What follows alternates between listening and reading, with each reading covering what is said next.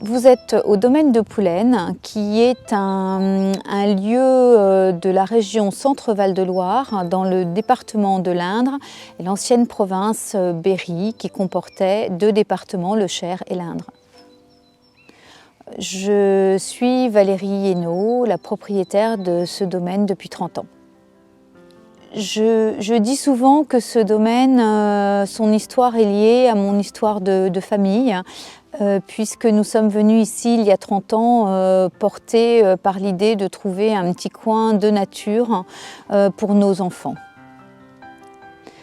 Nous avons donc fait une recherche d'une maison plutôt dans la région centre, parce que j'ai eu la chance d'avoir une maison familiale en Sologne. Et je souhaitais le même type de territoire, ce qui n'est pas finalement tout à fait le cas avec Poulaine, puisqu'on est dans une région avec une terre totalement différente, une région de chêne. Et on est tombés tous les deux, le papa de mes enfants et moi, sous le charme de cette maison. Le domaine tel que vous le voyez aujourd'hui n'est pas celui que l'on a trouvé il y a 30 ans. Déjà, il y a 30 ans, vous n'aviez que la partie autour du manoir, avec les deux communs que vous voyez à gauche et à droite du manoir. Le portail n'était pas placé à cet endroit-là, mais pratiquement juste à côté de la maison, sur l'un des deux communs. Et il n'y avait pas la partie métairie. Lorsque nous avons acheté cette maison, il y avait beaucoup à faire pour la restaurer au niveau intérieur. Elle avait été assez malmenée au courant du XXe siècle. Donc nous avons commencé à la restaurer et nous avons souhaité travailler avec des artisans locaux. Et petit à petit, le bouche à oreille a fait qu'un ancien est venu nous déposer une monographie. Et dans cette monographie, on a découvert l'existence d'une métairie. J'ai demandé où elle était et on m'a emmené en travers bois, puisque le jardin était à peu près aussi abandonné que la maison, complètement en friche. Et au travers bois, on m'a montré des bâtiments qui étaient à l'entrée du village, que je n'avais jamais vraiment remarqués, et qui constituaient les bâtis de l'ancienne métairie. La maison telle que vous la voyez aujourd'hui avec sa terrasse, c'est pas du tout ce que l'on avait trouvé. On avait une maison avec absolument rien autour, vraiment que des friches. Comme on voyait des restes de ce qui nous semblait être peut-être des douves sèches ou des murs, on a préféré essayer de nettoyer beaucoup à la main.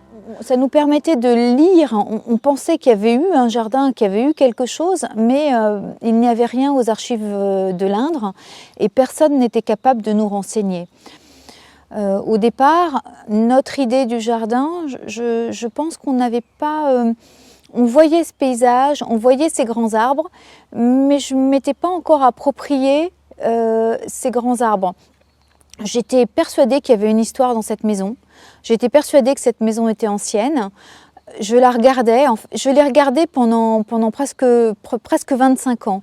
Pendant 25 ans, j'étais persuadée qu'il y avait quelque part des archives, que quelque part j'allais apprendre, connaître, découvrir l'histoire de cette maison.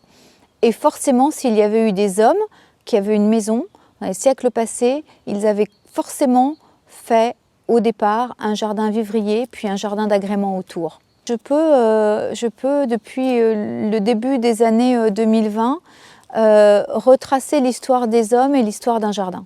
On n'a pas ici, c'est vraiment une maison à vocation agricole, on n'a pas de terrasse Renaissance. On a un bâtiment de la Renaissance, mais on n'a pas de jardin, en tout cas dans les écrits on ne retrouve rien. Et on a finalement une phase d'amélioration de l'habitat, de plus de confort dans les années 1740 à 1760, et c'est là où on mentionne pour une première fois un jardin au septentrion. On sait que donc dans les années 1740-1760, on a cette description de ce jardin, on a la description de grands arbres qui sont plantés, et on va avoir une vente. Alors, de ce que l'on pense aujourd'hui, c'était des cessions ou par des cousins éloignés ou voilà, par héritage en fait. C'était vraiment intrafamilial, mais à la famille élargie. Et donc on a une description au tout début des années 1800 et on va avoir un acte à ferme. Et donc le propriétaire, qui est un monsieur Godot d'Entraigues, va décider de mettre la métairie en fermage et va s'octroyer des parcelles existantes qui étaient donc des jardins d'agrément qu'il décrit, mais également il va décider de garder deux autres parcelles qui sont à l'endroit du chemin d'eau et du cheminement, là où on a pensé, nous, trouver des clairières. Donc lorsque nous sommes arrivés, on voyait bien entre la métairie et le manoir un fossé avec des grands arbres sur ce fossé, donc les ormes, les chênes, les tilleuls. Rien d'autre. On voyait des arbres autour de la maison, on voyait ce séquoia devant la maison, on voyait des platanes et là c'est la trace de chênes anciens le long d'un chemin dans la forêt, mais rien d'autre. On s'est posé la question d'un parc sous l'eau, puisqu'il y en a plusieurs aux alentours, ce qui n'était pas le cas. Donc on a pris appui sur ce terrain pour nous reconstruire un jardin. Et aujourd'hui, à la lumière de ce document d'archives et de cet acte de fermage, on a construit le jardin sur les limites de l'ancien jardin. Donc de ce premier jardin du 18e et de ce deuxième jardin construit par les Godot d'Entraigues. On a retrouvé des vieux poiriers de l'autre côté de la rivière et on sait qu'il y avait un jardin potager de l'autre côté de la rivière et des vignes. On l'a en description mais on n'a pas de plan.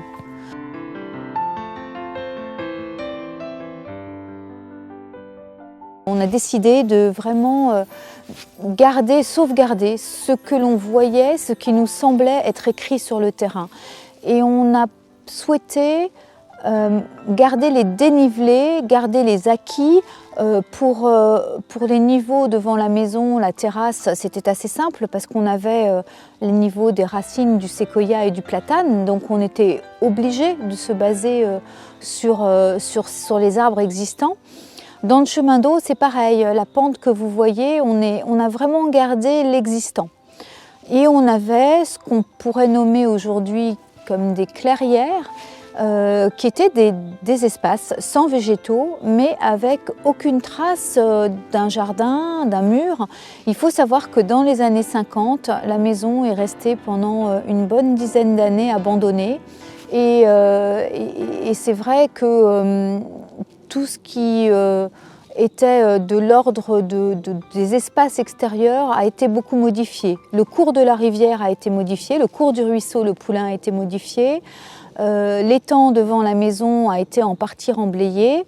Donc nous sommes arrivés sur un terrain qui avait été modifié entre les années 1950 et 1970 et on a essayé, un peu comme un archéologue, de gratter pour voir ce qu'il y avait en dessous sans passer avec des gros engins pour ne pas détruire ce qu'on aurait pu retrouver comme vestige. Et voilà, c'est venu comme ça. Les idées se sont mises en place au fur et à mesure des rencontres, d'abord avec Pierre Joyot, après avec Claudie et Gérard Adeline, puis avec Christian Coureau. Et c'est vraiment ces partages avec toutes ces personnes rencontrées qui font le jardin de Poulaine aujourd'hui. Très très vite m'est apparue l'idée de travailler au plus proche de la nature, de sauvegarder la biodiversité et d'essayer de repeupler justement, et cette présence d'eau était véritablement importante. Alors au jardin de Poulaine aujourd'hui, on va trouver la partie la plus formelle qui est autour de la maison, que l'on continue, je dirais, à formaliser pour asseoir un petit peu la maison. On le fait aujourd'hui, on a la chance d'accueillir M. Hubert Puzna depuis l'hiver 2020 et qui nous aide à mettre en forme ce jardin qui a bien grandi.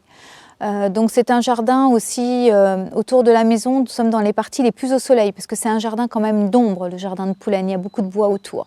Et dans ces parties au soleil, il y a aussi une atmosphère un peu méditerranéenne qui est bien utile aujourd'hui avec le réchauffement climatique et qui est venue parce qu'il y avait des jardins en bord de Méditerranée dans mon enfance et c'est venu comme ça. On m'a dit que je faisais une folie de les installer en Berry.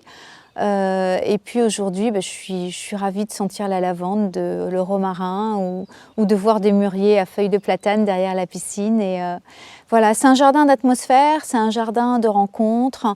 Aujourd'hui, on va y trouver une roseraie, on va y trouver un chemin d'eau avec des vivaces. Bordé d'iris. Pourquoi bordé d'iris? Parce qu'un jour j'étais enceinte et que je pouvais plus aller dans mon jardin, donc je suis allée me promener à Bagatelle et que j'ai vu un chemin d'eau avec des iris et que j'ai eu envie de refaire la même chose à Poulaine. On va y trouver un jardin potager, on va y trouver un jardin de bambou. Parce que petite, il y avait un jardin de bambou chez ma grand-mère. On va y trouver un arboretum qui n'a pas vocation à être scientifique. On y trouve des arbres qui sont des arbres qui me plaisaient, que j'avais vus dans des voyages. Et j'ai demandé à Claudie et Gérard Adeline de m'aider à construire cet arboretum. On peut y trouver aussi des variétés horticoles, simplement parce que j'aimais leur floraison, leur fructification. Leur bois. C'est vraiment un jardin plutôt personnel, je dirais. Eh bien aujourd'hui, je regarde les plantes. Ce qui m'intéresse, c'est de voir si elles sont en bonne santé. Je regarde les insectes, je regarde les oiseaux. Je veux observer cette nature et ce que je souhaite, c'est pouvoir la préserver. Le jardin, c'est l'écrin des bâtiments. On a restauré une partie des bâtiments, il faut continuer et ce que j'aimerais, c'est laisser un jardin et des bâtiments en bon état de marche dans quelques années. Le jardin pour moi c'est un lieu où l'on rêve, un lieu apaisant, un lieu protecteur. Je crois que je suis née dans un jardin pratiquement. J'ai toujours eu des jardins ou des territoires avec des animaux dans mon enfance.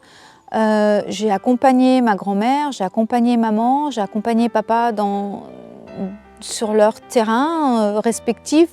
Petite, je jouais avec un tracteur et avec une ferme et mes poupées ressemblaient plutôt à des personnes qui travaillaient dans un jardin. Donc je crois que je suis tombée dans la marmite toute petite, comme Obélix, non ?